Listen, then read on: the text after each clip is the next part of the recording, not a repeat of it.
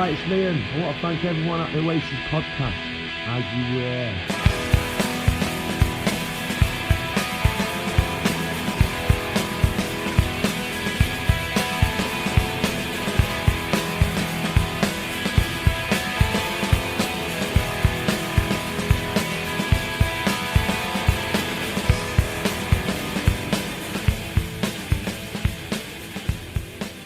Cool. All right. Well, welcome to the Oasis Podcast, making his debut. Matt Mead, how you doing?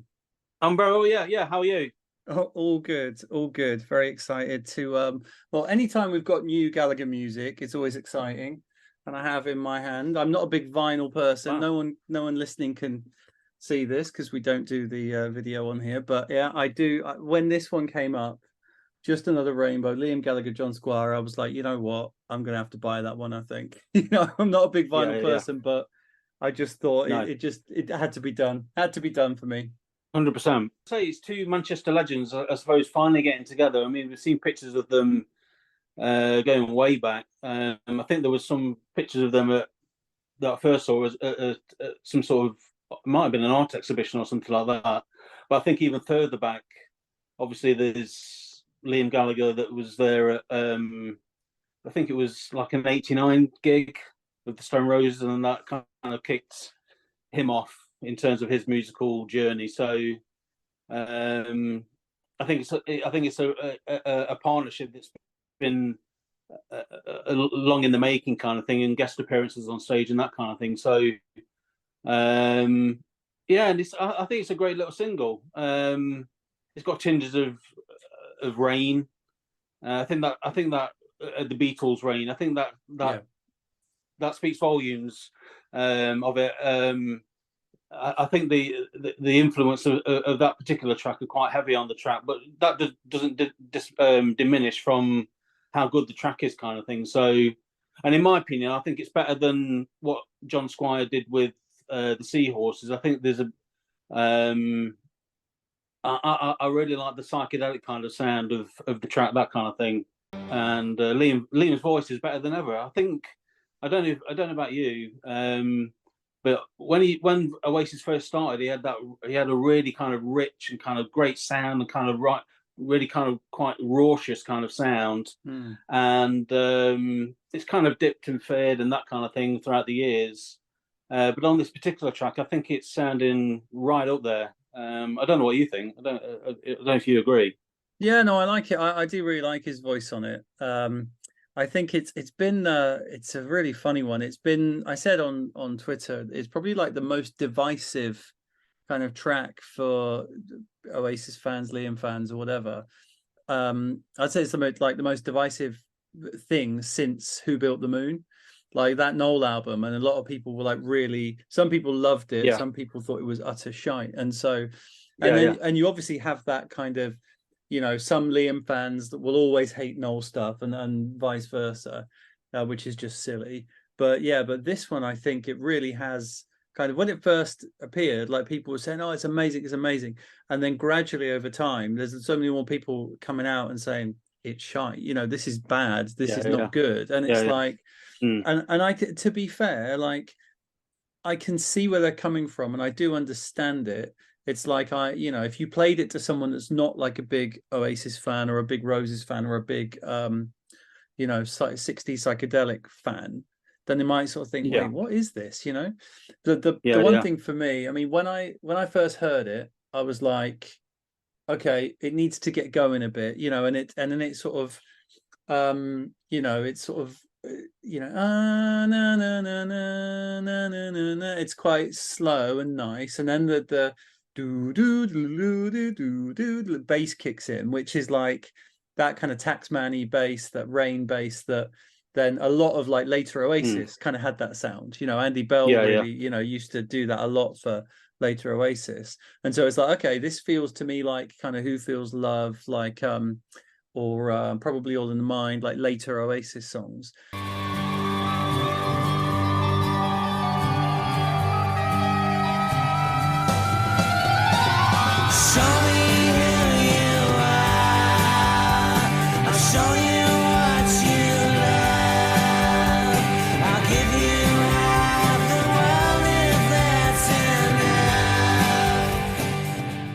and I'm like, okay, it's good. I like it.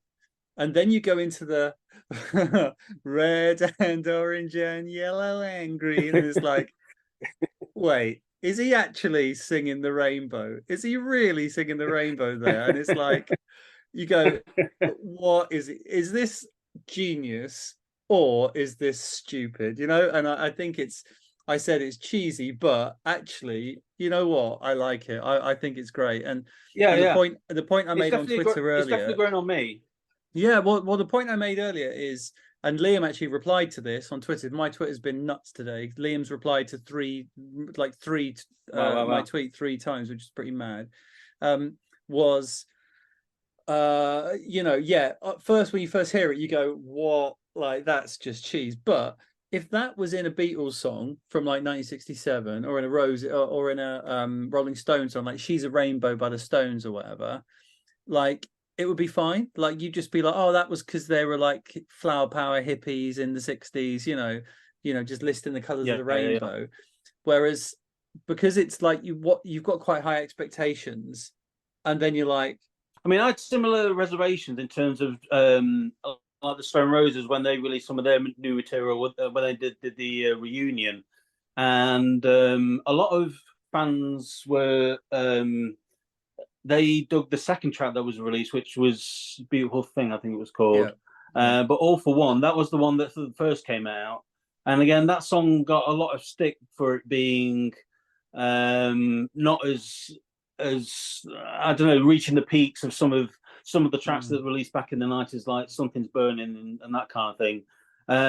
But those tracks have grown on me, and I think it will be the same with this track as well. And I think with anything new, it just takes a little bit of time to get used to sometimes. But then things grow and things kind of blossom, and you hear kind of little bits and bobs or something. Oh wow, yeah, I didn't hear that before, or whatever it was, kind of thing. And it's certainly the thing for me. It is a slow burner at the start, but I love it when the drums kick in, kind of thing. It's got that Tomorrow Never Knows kind of beat, which I kind of love. Anything that kind of sounds like that, I kind of get a kick out of, kind of thing. So, and I think like with the Colours of the Rainbow, I kind of like it. It's quirky and it's different, kind of thing. I mean, yeah, you might have sung that at school, kind of thing, but then I think there's been different influences in Oasis songs that have harked memories of things that you sung back when you were a child, that kind of thing. And I think it's certainly the same with this track as well. So yeah, it's a grower, and I think that from this first track, I think the album will be interesting. I think I'm hoping it'll be of a similar vein. I'm looking forward to it. I think it's interesting, and especially with the lineup. I mean, I've personally not heard of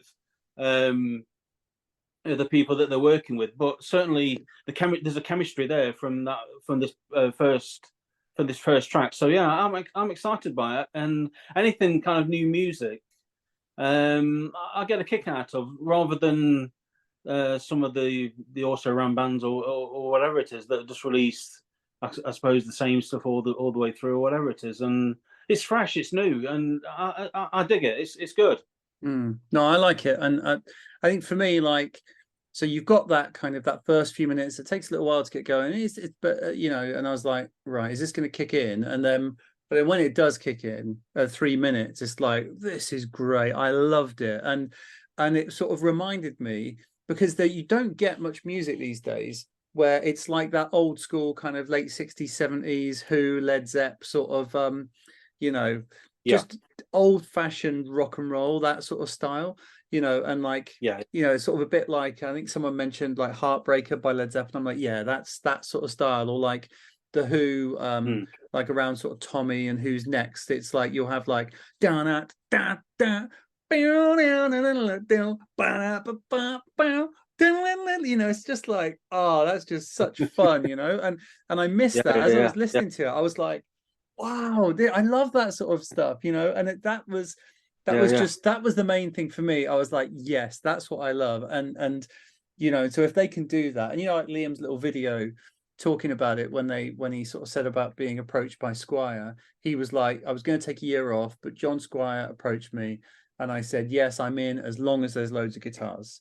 And that for me is like, there's not enough guitars in music these days. Even a lot of indie and the more post-punky side of indie, or the more dreamy pop side of indie, it's like, just turn up the amplifier and crank it and give us a solo and just give us big loud chords. That's what we want, and that really just in terms of just a little bit of in terms of my journey. So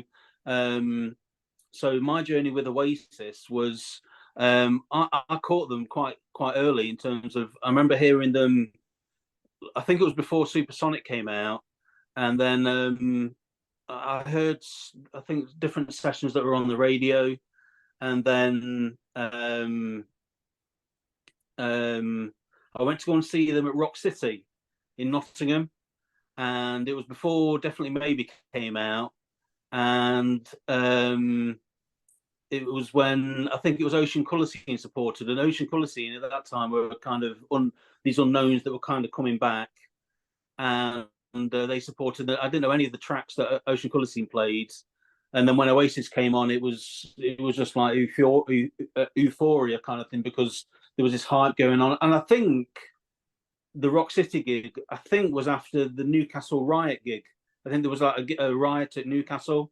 Yeah. And I think it was after or just before that or something like that. So it was kind of kicking off big time. The whole band's come off stage now.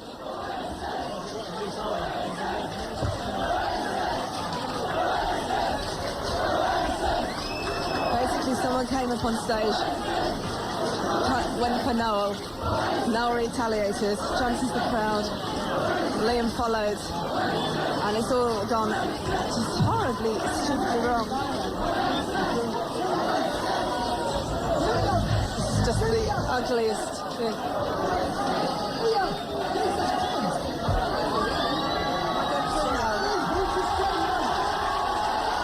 Okay, Liam's just come back on stage. I want to thank you all the time, because part of things like people's underdog, people on the stage, right? So, sorry, next time, you know what I mean? Next time.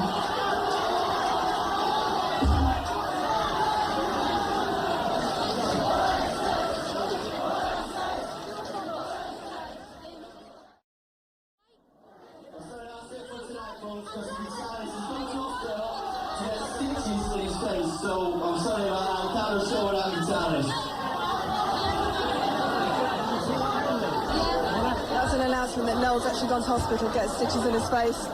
Basically, everyone's just completely gutted, and it's ruined the whole night for Newcastle more than anything. And so the Rock City gig was 15th of August 94, and the Newcastle gig where it kicked off was the 9th of August. So it was literally like the week later. But yeah, they played. That was a mad time, and that sort of build up before Definitely Maybe came out, because they were they were in like July, and then start of August, Strathclyde, Newcastle, Leeds, Wolverhampton. Then they were over in Sweden, Hultsfred, and then like 11th of August they're in Wolverhampton. Then they go over to Sweden for the 13th of August. Then they're back in Nottingham for the 15th of August, and then they go down to play the Forum on the 16th, Astoria on the 18th, and then the Borderline on the 21st, which is where they shot the Cigarettes and Alcohol video. So you literally saw them like 6 days before they shot that Cigarettes and Alcohol video. If people give them a, that kind of time frame, yeah. I mean, I remember it was almost kind of. I remember there was. I remember seeing Steve Craddock outside of the venue, and he was getting a lot of love from the fans because he was playing with Paul Weller at the time. So people kind of related to Steve Craddock, but maybe not the rest of the Ocean Colour Scene. And I remember that there was people almost kind of hanging off the rafters in Rock City. And I've been to loads of gigs in Rock City, because that's where I'm originally from, kind of thing. And it was just crazy. And I think the set was literally just almost kind of definitely maybe. And I'm pretty sure they played I'm the Walrus at the end and kind of left the stage with feedback, that kind of thing.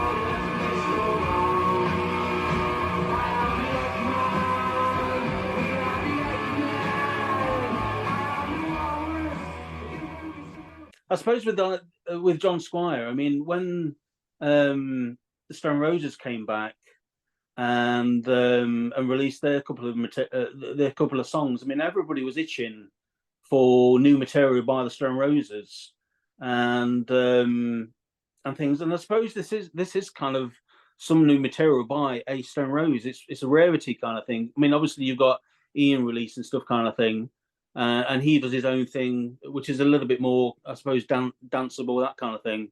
But I love the kind of the rock kind of thing that John Squire's always had going on. So this is refreshing. It's new, and hearing playing guitar, I'm surprised some of the criticism that has come through, because like I say, it's fresh. It's new music by John Squire and Liam.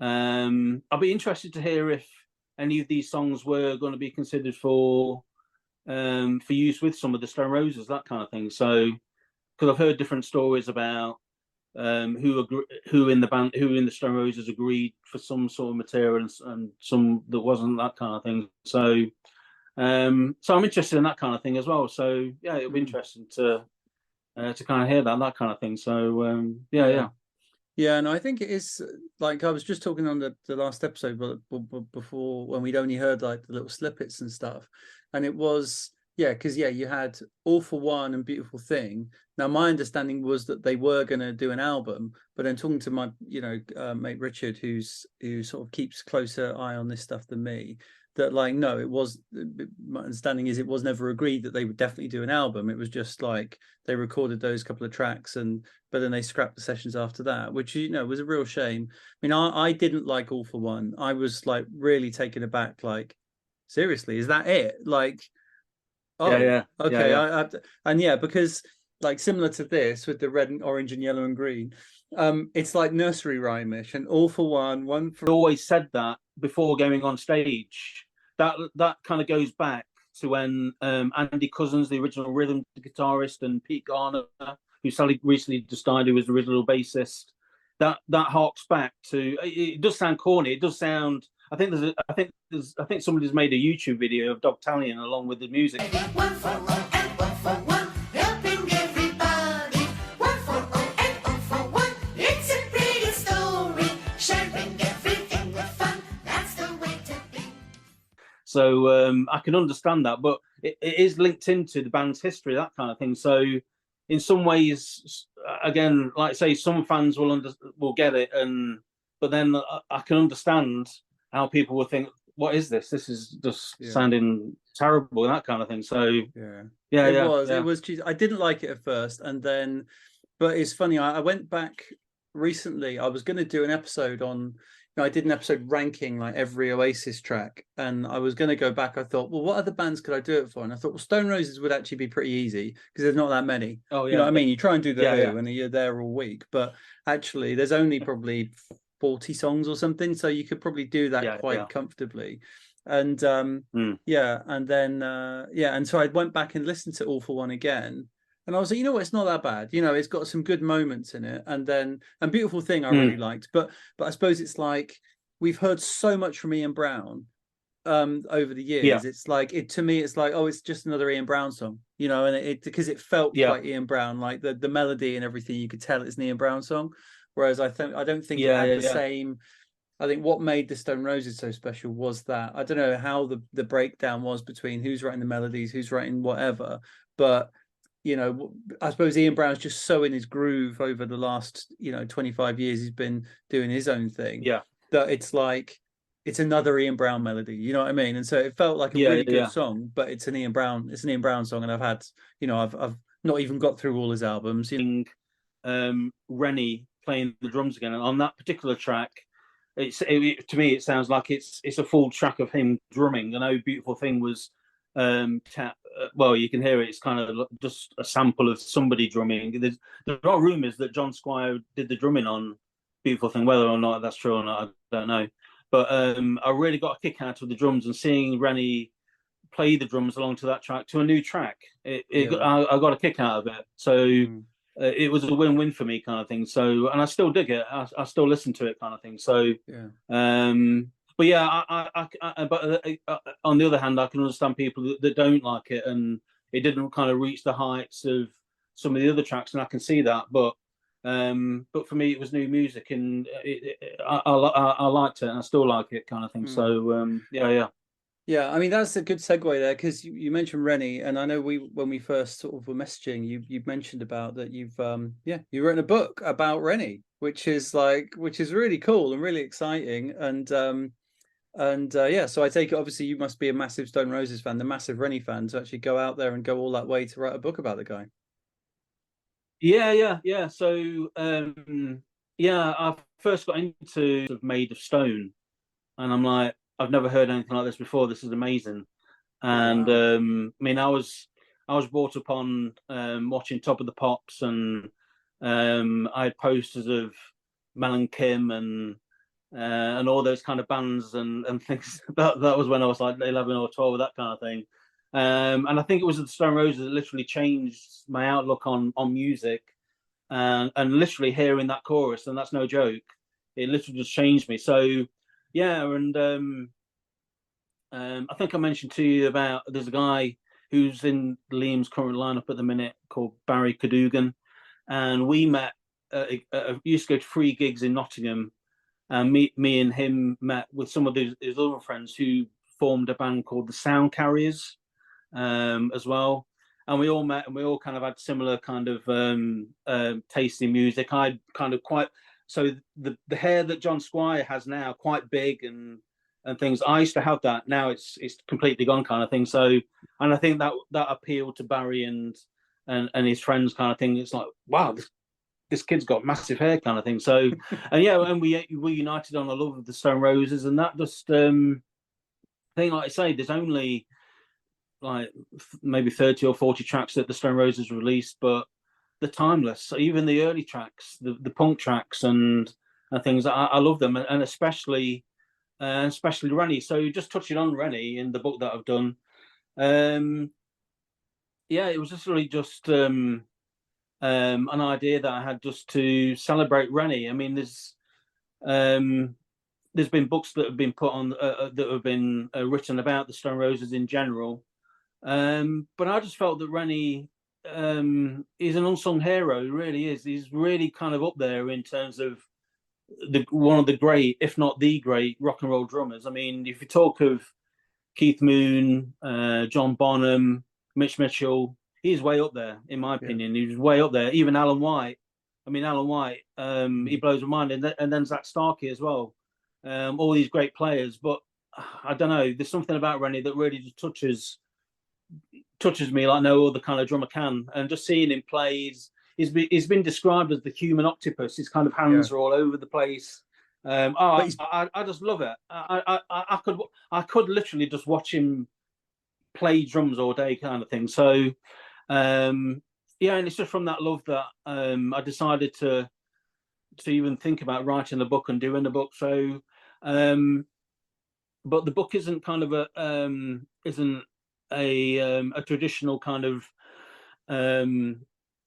readable book.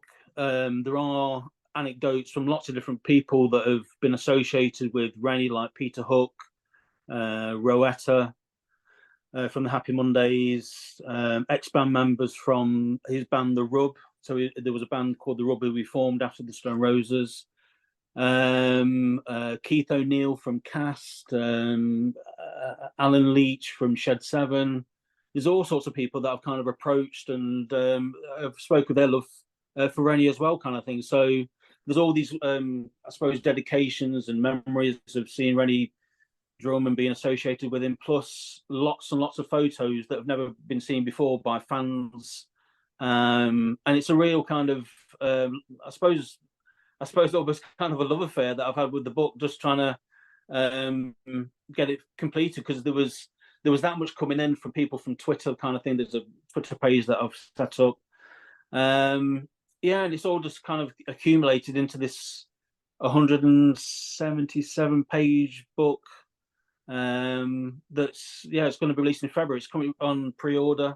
The hardback edition sold out, and the softback editions that are currently on pre-order, and it's going to be released in February. So yeah, it's to excuse the pun, it's a beautiful thing. That's fantastic.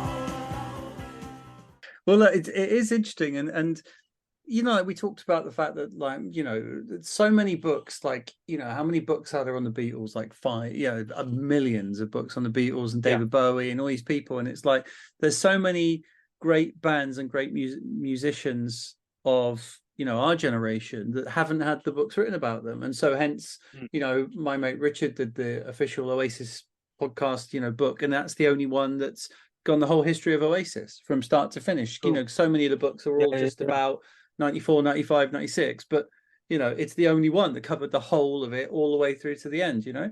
And it's just mad that doesn't exist. You know, you can't go into a shop and buy a book on the history of Oasis all the way through. It's just why is that? Why is not some publisher not gone? One of the biggest bands in the world, it should be exactly there. Like if there wasn't one on Queen, someone would do one, you know. But and they're as big as them, so it is just ridiculous. But then what I and so it's great anytime you think, oh, what a great idea, you know, to do that. And also because there are these sort of things like sitting on people's hard drives or in people's, you know, on a printed out bit of, you know, photo in there, someone's loft and whatever. It's like, oh, I've got a picture of Reni, I'll go and grab it, you know, and ping it over, and it's collated in one place. So that's like, it's really exciting. And that's one of the real buzzes that I've got from compiling the book, that there's been all these fans of the band that went to go and see the band in the early days. So the book goes as far back as maybe even like 1982, before the Stone Roses. And there's a couple of guys that I interviewed who played in bands before the Stone Roses with Reni. So that was really interesting. And then there's pictures from those times as well that are in the book. And then there's people that saw the Stone Roses from like 1987 to 1990, and like you say, that there's a couple of people that contributed photos that didn't really think much of the photos, but I think they're absolutely amazing. They're incredible kind of professional photos that have never been seen before. From there's some from Sheffield Uni, Manchester International, all that have never been seen before. And it's great for to be able to champion these people that have kind of kept these memories alive for people that, for me, I was too young. I was, like I say, I was 15 in 1990. I never had enough pocket money to go to all these fantastic gigs and things, and which has always been a little bit of a regret. But seeing these pictures of these long lost gigs kind of brings them to life, and it's like, wow, the dude, even though the band are in scruffs and they're not in pristine clothes or whatever it is, that's part of the appeal for me, to see them in these scruffy kind of flares and baggy tops. And I suppose that was the same appeal for Liam Gallagher when he first saw them, that kind of thing, and I still get a buzz from that. And yeah, but the Pacific thing, like I say, it does cover the Stone Roses in general, but the main focus of the book is to celebrate Reni for the fantastic drummer that he is, and like everybody agrees in the book, he's just so underrated, and I think he really underrates himself, which is part of the fascination with him, but that he just plays drums, and then he can kind of, well, now we'll probably, I don't know whether we'll ever see him drum again. I don't know, which is kind of the sad bit. We're only seeing him drum on 2 albums, that kind of thing. So, but yeah, that is sad, isn't it? When you've got, it's funny because, you know, he is so good, and yet there's all these other people that like Steve White, for instance, you say about playing with Weller, Style Council, and then he'll go off and do like Trio Valore with Damon Minchella, and he'll go off and do did a tour with Oasis. He'll go off and he does his own, and they just put out loads and loads of stuff. Where it just does feel like he's like he did his Stone Roses thing, and then talk about the Rub. I think I mentioned this to your message, but a mate of mine went to see the Rub. They were due to play, I think, in Birmingham or maybe Nottingham. I can't remember, but because I was at uni in Leicester, and it was definitely like one of those gigs. And he turned up and it was cancelled. And Reni was actually outside the venue, just hanging around outside. And it was one of those where the Rub was up, when they have it on the sort of the lights outside the venue. And so my mate Charlie just went up to him and was like, Reni, the gigs, I'm a massive fan, blah, blah. And he was like, oh, yeah. And so he goes, oh, can we get a photo? And Reni was apparently lovely as you could expect. And he was like, oh, yeah, take it like this, because then the Rub is in big letters behind him. Yeah, get that. And then get me in the picture. And so it was so he was actually really happy to have the photo taken with the name. So it's a real shame that band never happened, really, because there's never no footage of it has ever come out, is it? No, there is some footage. Yeah, I mean, there's a little bit of footage that I managed to unearth, and I have got a YouTube channel that I've shared different bits and bobs that I've been able to share, that kind of thing. So there is a little bit of footage of them on stage, I think in Glasgow and maybe Newcastle. And then fortunately, I've been able to come into contact with, I think it's at least 9 or 10 tracks by the Rub. And for me, in terms of the Rub, they were way ahead of their time. I mean, if you talk about bands like the Foo Fighters, the sounds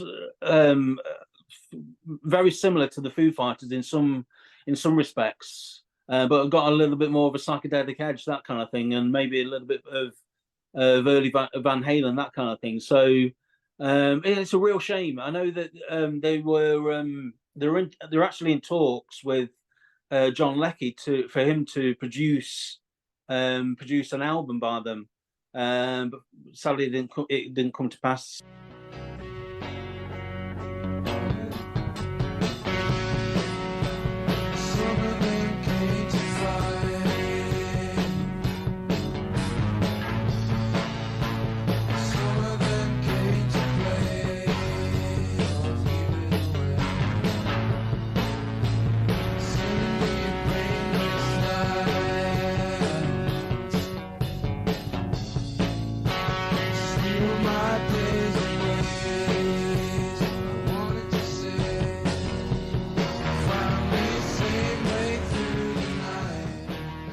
Are the Rub tracks? Are they out there, or is this just something you've sort of heard?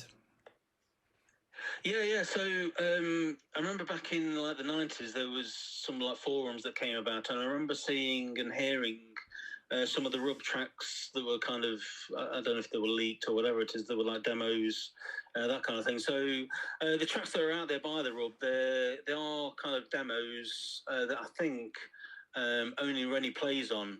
And but they still sound great. They've got some amazing kind of harmonies on there. I mean, everybody kind of knows Reni from the Stone Roses and how good his harmony is on the Stone Roses tracks.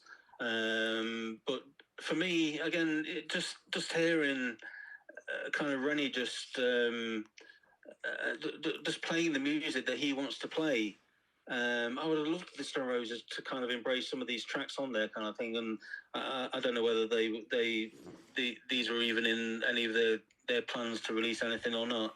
But yeah, it just brings something just different to it. And like I say, there's a little, I suppose, tinges of the Foo Fighters and maybe Red Hot Chili Peppers, that kind of thing. And that's maybe how big they could have got if they were managed by the right people, that kind of thing. Or maybe Reni just wasn't in the right place. There's different kind of stories that I've heard that aren't included in the book. The book isn't anything to do with, just going back to the book, it's nothing about digging dirt or anything like that. I'm not interested in anything like that. It's literally just a celebration of Reni and his various incarnations throughout musical time, that kind of thing. And yeah, they were great, fantastic. And I think there might even be more tracks out there that they did and that kind of thing. But yeah, the 10 that I've come into contact with are either been, I think a couple were sent to me, and then there was a tape that I was sent by a good friend of Reni's kind of thing that I was able to kind of share and that kind of thing. And so I made a kind of a playlist on YouTube, and I suppose it's maybe the unofficial album of the Rub kind of thing. So it's there for people to hear and that kind of thing. And people that have commented on the tracks have said how good they are kind of thing. So it's really interesting.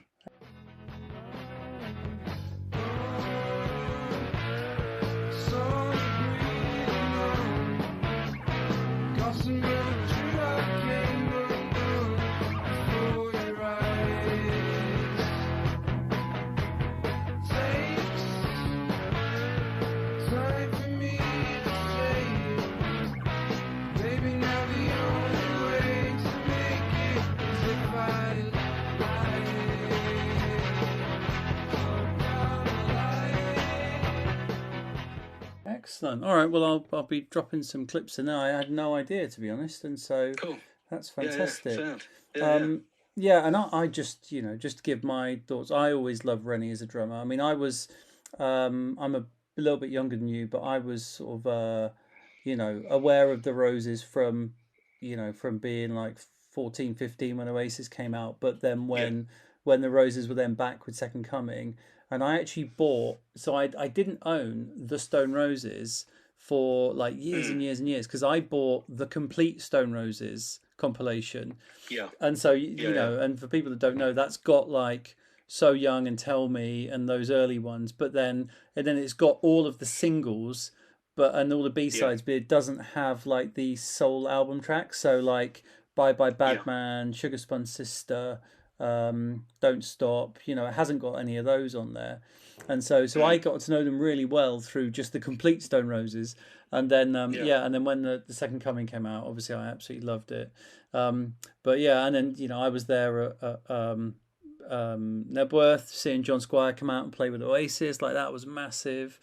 That was massive for me. And Reni's drumming, like, it's because it's sort of, he's not your typical rock drummer. Like you say, he has got that sort of languid style, and he's so cool. And it's just like, he's just like almost dancing, isn't he? He's almost like you've got, in the early days of the Roses, you've got Kreza there dancing in the corner, and you've got like Reni dancing, but he's on a drum kit.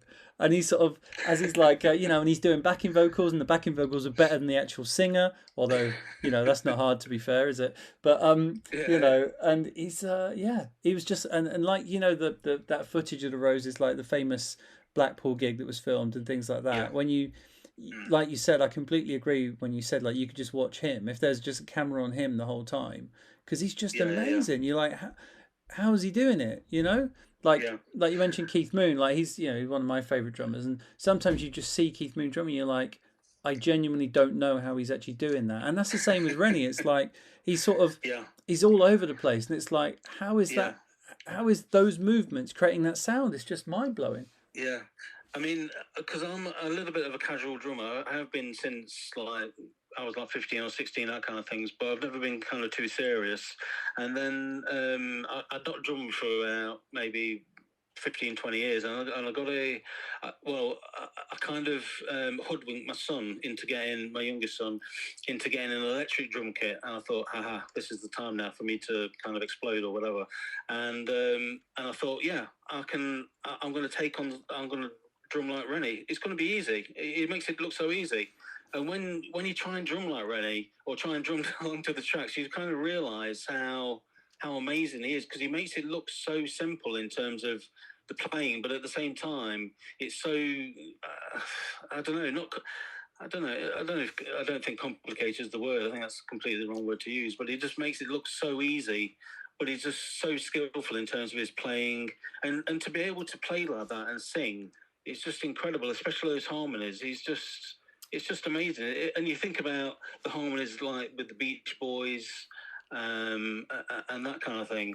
He does all that just with his own voice, and it's just amazing. It's just, and like I say, he's just so underrated.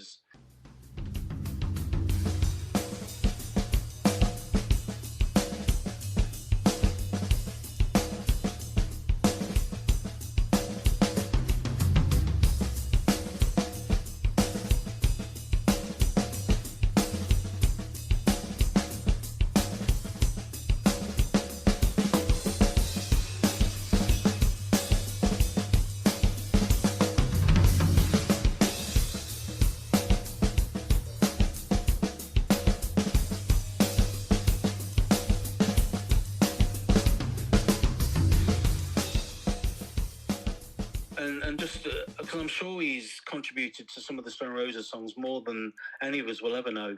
Yeah. And I think like I said, I think he deserves it. I think he deserves a book solely dedicated to him, and it's not to take anything away from the other members of the band.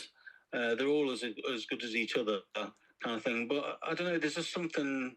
There's just something about Reni that I've just wanted to just celebrate and just champion. Yeah.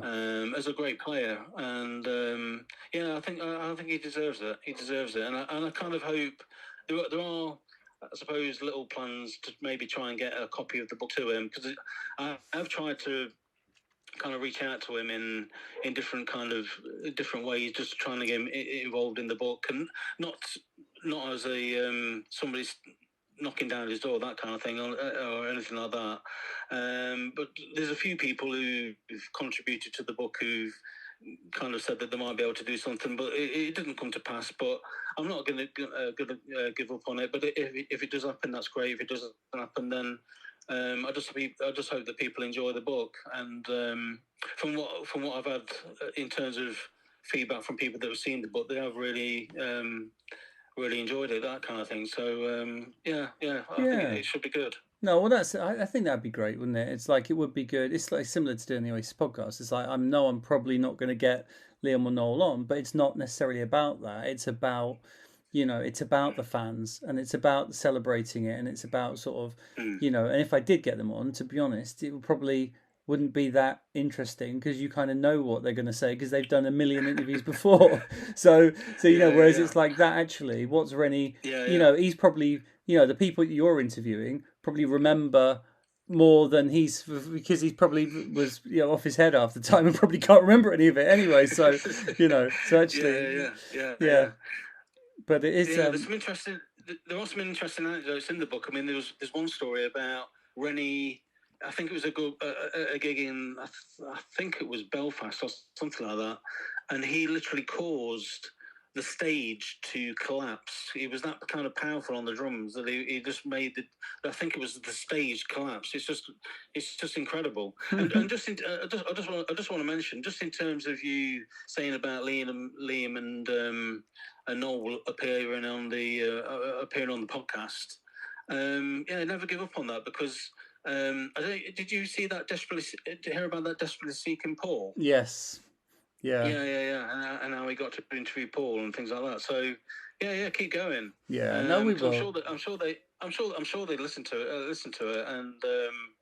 and catch bits and bobs, just like Paul Weller did, that kind of thing. So yeah, I think it's just maybe trying to catch them in the right light, and maybe I know and catch the moment, that kind of thing. So yeah, it's tricky. I think the guy, for people that don't know, so there's he's an ex-radio guy. I can't remember the guy's name now. I've had quite a few messages with him. I think Dan Jennings. That's it, Dan Jennings. You got it. It seems like a lovely guy, to be fair. But I know he was a radio presenter, wasn't he? But it was his great. He interviewed a lot of people on the radio, but he never got to interview Weller, his great hero. So he's done Desperately Seeking Paul. But so I think the thing with him is he already had quite a lot of contacts through, I see. and then he'd interviewed like Weller's mum and Weller's, and all these different people from Weller's life. So it's like, come on, like he must get him at some point, Whereas I think like, I think that the thing with Liam and Noel, like I had some messages with Paul Gallagher a few years ago, and I was like, is there anything you can do to help us get Liam on? And Paul is very blunt. He's a very blunt individual. I don't know if you've ever had anything to do with him, but yeah, he doesn't kind of mince his words. And he was just straight away like, "It's not happening. Give up. Forget it." And he goes, "Look, the example I'll give you, John Robb, knows us from back in the day, and he's wanting an interview for Louder Than War for like 10 years, and he's not getting it." So if their mate from home, who runs actually a pretty decent sized website, Louder Than War, can't get an interview, some proxy podcast not going to get it. But anyway, what I tend to do is every time like something comes up, like I drop an email over, and say, "Hello, just a reminder, I do, I would please put me in the list." But then, you never know. Hope springs eternal. But Yeah, the one thing I was going back to Reni, it's like someone posted, I think it's like there's that artist Baba Youngblood, and they did a picture, and it's like Yes. like the Obama Hope picture, and it's like it's got Squire, Reni, Manny, Yeah. Brown, and it goes and it says rock, roll, funk, soul. So rock Yeah, under I love that. Squire, yeah, it's a good one. Here. Rock under Squire, roll under Reni, funk under Manny, and soul under Ian. But for me, Yeah. it's like Reni provides all those things. Reni can Yeah, rock, yeah, Reni can roll, Reni brings funk, and Reni brings soul as well. So, yeah, yeah, that's the thing. If it hadn't been, I think the Roses would have been fine without Manny. You know what I mean? I know they had a period without Manny at the start, didn't they? But I mean, he did bring, like we said, yeah, they all brought something really special. But I don't yeah, think yeah. they could have made it without Reni. Like, because Definitely not. he No. brought that extra level of just that like cool drumming that basically like invented Manchester, I reckon. Because Yeah, yeah. if it wasn't for that, if it's just back to the straight rock beat, then I don't think they would have made it. So Reni no. was Reni was the impetus, I think. Yeah, yeah. I mean, one of the contributors to the book is Andy Cousins. He used to play rhythm guitar in the Stone Roses, and yeah, I mean, obviously he was there right in the early days when Rennie used to have a double bass kit, just like Keith Moon, that kind of thing. And Rennie got to play. I think it was at the first gig that they ever played. They supported Pete Townsend, and then Pete Townsend saw Rennie drum, and he said to the band that he wanted Rennie in his solo. Wow. Outfit, that kind of thing. So, but then Rennie said no, he will stay with the Stone Roses, that kind of thing. But one of the one quote that from Andy Cousins that he wanted to contribute to the book was simply no Rennie, no Roses, and that speaks volumes, kind of thing. Because I think that's right. I think there's a guy called Chris Goodwin who auditioned for the Stone Roses, and he went on to play for the Inspiral Carpets and a band from Manchester called The High. And yeah, and I don't think it would have been the same with Chris Goodwin or some of the other kind of drummers that would have auditioned for the band before when he took the mantle, that kind of thing. So it's just simply just an awe-inspiring kind of drummer. So many people have been influenced by him. I mean, you think back, there's like Matthew Priest from Dodgy. There's I think, like I say, Alan Leach from Shed 7. There's I think I've heard even the guy from Red Hot Chili Peppers mention Rennie before. Wow. Yeah, but again, he's so unassuming, and just keeps himself to himself, that kind of thing, and that's kind of part of the magic. That mystery, isn't it? Because he's not on social media. He's not like talking about the football or talking about whatever, or like arguing about politics. So you don't have any of that like baggage that you can get from other musicians. It's just like It's like that Bridget Bardot, I Want to Be Alone. He literally turned up, helped to create some of the most amazing music ever, and then disappeared. And it's like he's done. But But like you were saying about when they did the reunion, like the reunion footage of them rehearsing, it was like he still got it. Yeah, that's it. Yeah. I mean, I went to a couple of those reunion gigs, and they were just off the scale. And like I say, Rennie still had it, even though I mean, it would have been, I think, early 50s or maybe late 40s. I can't remember now. And that was one of my worries as well, and I think that's maybe one of his worries. I think if you look back, there was like a press conference, and I think Rennie was a little bit worried about him being able to drum again, and I think it was actually John Squire that said he's still got it, in terms of Rennie's still got it, and it was like, oh right, okay. So, and when the reunion gigs did come about, it was like, yeah, he has definitely still got it, and he still had that. He still had that flow and that groove, and he could chop and change from funk and soul and all that kind of stuff. It's just incredible, incredible person to watch, and it was just amazing. Just really cool. And so what do you think's next then? I mean, obviously we've got. It doesn't sound like the Roses are going to do anything again. We had that obviously we had the previous one, if correct me if I'm wrong, happened because they got together at Manny's mum's funeral. Was that right? Yeah, that's Yeah. right. Yeah. And so, and so we had that sort of beautiful moment. Obviously now John's doing his thing, Ian's doing his thing, Manny's, I think Manny just lost his wife as well, didn't he? That was really sad. Yeah, that's really sad. Very sad. Yeah. So I don't know. Yeah. I don't know if there are any plans to do anything again, but it would just be great to have Reni back out there, wouldn't it? It would be, yeah. I mean, even if it was to do stuff with the solo material again, and again, it's a different time. It's a different time from when the Rub did stuff. So, I'd love him. I'd love him to do like a solo album or even just do some sort of art. I know he. There's different rumours about him painting, and I'm sure there was like some sort of mural that was behind him when he drummed for the solo gigs that appeared on the Moody Stone film. So there's that.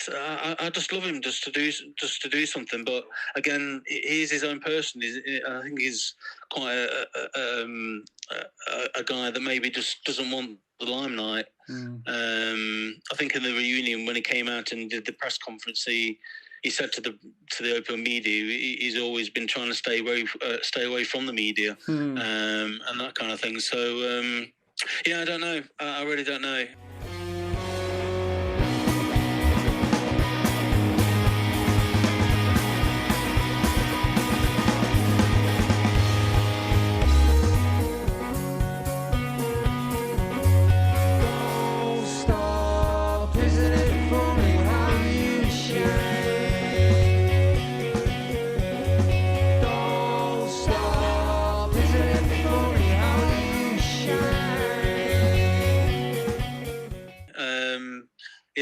I mean, the book hasn't kind of explored that. There is, I suppose, like a timeline of the Rub and the material that was released and that kind of thing. But anything in the future, I suppose, I don't know. It's the unknown. I mean, I'd love him to get on stage with Squire and Liam. That would be sweet. Wow. That would just be a mind blower.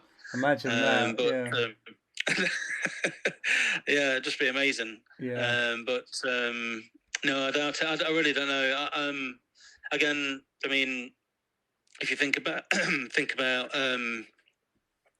if we ever thought that the Stone Roses would get back together, it would always be a no, 100% no. But they came back together, so I don't know. I never say never, I suppose. And I just love him to just do something, just one other thing. I don't know, but. I suppose time will tell, kind of thing. I suppose it's the same with John Squire. I think everybody thought that John Squire was just now embracing his art and that kind of thing, and he's all of a sudden now he's working again. He's back on stage. I think it was his latest appearance with Liam on stage at the recent Nebworth gigs that sparked his desire to get back on the stage and back in the studio, that kind of thing. So.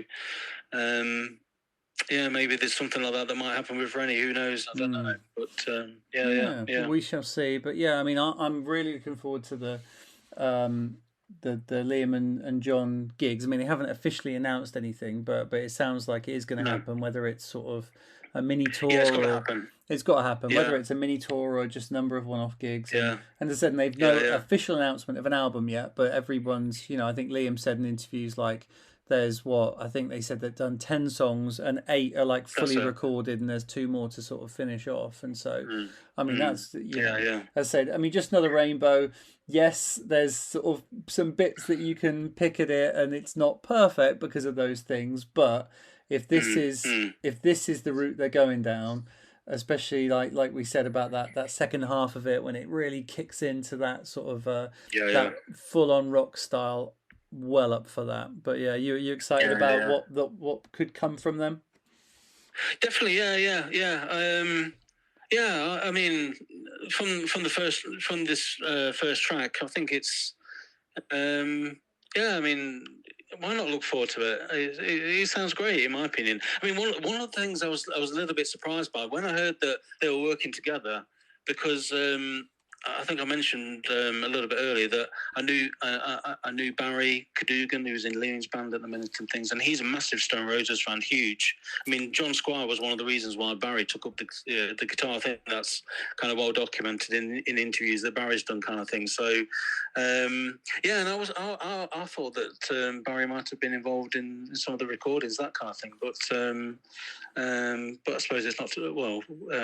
They've chosen to work with whoever they wanted to work with, the kind of thing. And it sounds great as it is, kind of thing. But I kind of hope that Barry does kind of get some sort of chance maybe to work with them on stage, and maybe the band that they have on stage might be Liam's band. I don't know, but and if it is, it will sound epic, because I mean, Liam's band is.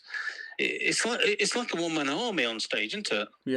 Yeah, it is. It's huge. Yeah. Yeah, there is a few of them, especially when Boner comes on, and then like obviously Barry's involved now, which has been great. But I mean, he will need a band, because the basically like we touched on it earlier, but the 4 people listed is Liam and John, and then you've got Joey Waronker, who's like a drummer who's played with everyone from REM to Beck and all these different people. Yeah. But he's like very much an LA guy. He's an LA sort of session guy. I was really excited because I love Beck, and he'd played on like all Beck's great albums, and I was like, oh, fantastic, he's amazing. And then Greg Kirsten, the super producer, produced it, and then plays bass and keyboards. And so there's no way that Greg Kirsten and Joey Waronker are going to come and tour. I wouldn't have thought. I think that's very rare. So mate, get on to your mate Barry and say, come on, Barry, get on Liam, get in there, and then get us some free tickets, please. I'll try my best. Try my best. Is that a Chinese burn I can feel? Yes. Yeah. So no, I'd love that. But very excited about that. That should be it should be cool. But cool. Good. All right. Well, look, it's been brilliant to talk to you, Matt. And so you too. So how can people get hold of the book? There's a few pages on social media. So there's a Reni fan page on Instagram and on Twitter and on Facebook, and the book is available by a website that's on all those pages. There's links all over the pages, that kind of thing, and things. But it's available via 80s Casuals. It's a guy called Dave Hewitson, really a brilliant guy, and he runs his own label. He releases like T-shirts and books. I've released a previous book with him about a band called Flowered Up from London, which went down quite well and sold out, that kind of thing. So, and Dave's really been the one to kind of really help me get it published. He's in the know in terms of publishing things. I've just carried all the material, that kind of thing. So, and he's been really helpful in doing that. And there's going to be a book launch in February at Vinyl Revival in Manchester, which is a well-known kind of record shop in Manchester. So we'll have some books on sale in the shop there on the day. The date's going to be confirmed, that kind of thing. So, and we'll see what happens from there. There might be a few other bits maybe centred around the Reni book, who knows. But then I've got another book that's due out next year, 2025. As 2025 is the 35th anniversary of, I think it's the 35th, I'm sure it is, of Spike Island taking place, the big Stone Roses concert. And me and Dave have literally come into contact with over 300 photos that have previously been unseen. And so that's going to form the basis of another kind of Roses related book. So so I'm a busy beaver at the minute, but it should be all good. Excellent. All right, well, I look forward to that as well, and and especially the Reni stuff. Brilliant. So cool. All right, well, cool. Brilliant, mate. Thank you very much for your time, and we'll end it with when I remember to ask guests this, I'd normally ask him what your favourite Oasis song, or one that means a lot to you. So if you got one that we would that you choose, then we'll finish with that. Oh right, yeah, okay, yeah. I mean, there are a number of tracks that really kind of I really like. I mean, Supersonic was the first song that I heard, so that kind of sticks in my memory just for certain bits and bobs. Obviously, we're seeing the band quite early, that kind of thing. But I'm not going to choose that. Bring It On Down, I really like that track as well, but I'm not going to choose that. The one track that I really, really enjoy, that really kind of sticks in my memory, and I just love it. I absolutely love it. Is Shock of the Lightning. Excellent. Yeah, I love that track, and I think I heard that Zach Starkey did the drum, did the drumming in one take or something like that, and I just love that. And I don't know, I just love that track in terms of the revolving kind of psychedelia of it, and I just love it. I think that is their best track in my humble opinion. Well, there we go. That's a great choice. We'll